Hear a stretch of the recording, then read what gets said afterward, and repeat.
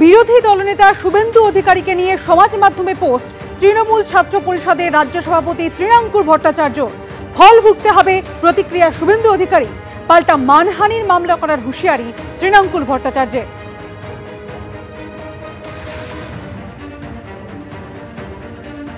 অত্যন্ত নিম্নমানের এআই প্রয়োগ করে এই তৃণমূলের কর্মচারীটা ভাইপোর কথাই করেছে।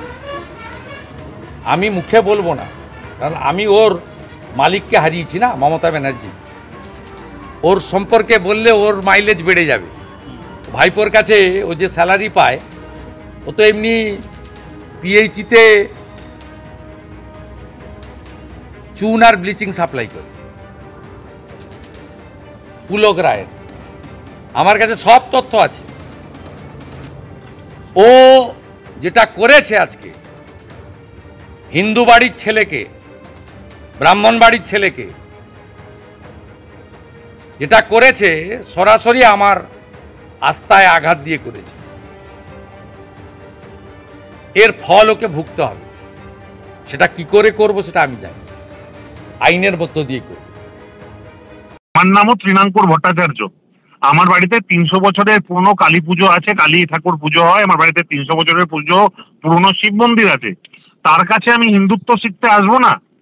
আর আমার বাড়ির পৈতৃক ব্যবসাও 50 বছরের বেশি না। আমার পিএইচির সঙ্গে চুন বা আরো কিসব তিনি বলেছেন ব্লিচিং সহ এমন কোনো ব্যবসায়ী এতদিন অব্দি হয়নি। প্রমাণ করুক 3 দিনের মধ্যে। ওনাকে 3 ঘন্টা টাইম দিচ্ছে না, উনি কাগজপত্র নাকি সব আছে, সবকিছু জোগাড় করে 3 দিনের মধ্যে উনি প্রমাণ করুক যে আমার নামে, বেনামে, আমার পরিচিত কারোর নামেও কোনো ব্যবসা পিএইচির সঙ্গে আমার কোনোভাবে হয়ে আছে। সাবধান করে দিলাম, যদি শুধরন ভালো, আগামী দিন না হলে তার এগেনস্টে মানহানির মামলা করব।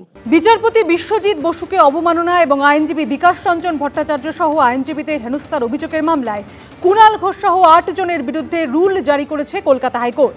আগামী 16 জুন এই মামলার পরবর্তী শুনানি।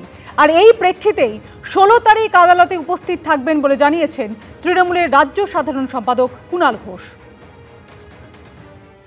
আদালত অবমাননা, একটু চাকরি প্রার্থীরা আদালতের কাছাকাছি কোনো জায়গায় কোনো বিক্ষোভ করেছিলেন, তো সেই জন্য একটা ওই মামলায় আমি কলকাতা হাইকোর্টের যে রুল ইস্যু করার কথা ছিল, হ্যাঁ আমি সেটা পেয়েছি। আমি আমার স্থানীয় থানা মারফত ওটি আমাকে দেওয়া হয়েছে, আমি সেটা পড়েছি এবং সেখানে যা যা অভিযোগ লেখা আছে চিঠিটিতে আমি দেখেছি। আমাকে বলা হয়েছে 16ই জুন বেলা 12:30টায় 3 মাননীয় বিচারপতির যে বিশেষ বেঞ্চ ঠিক 12:30টায় সশরীরে উপস্থিত থেকে উত্তর দিতে এবং আদালতের অনুমতি ছাড়া আদালত থেকে না বেরোতে। তো ফলে আমি সেদিন কোর্টে যাব।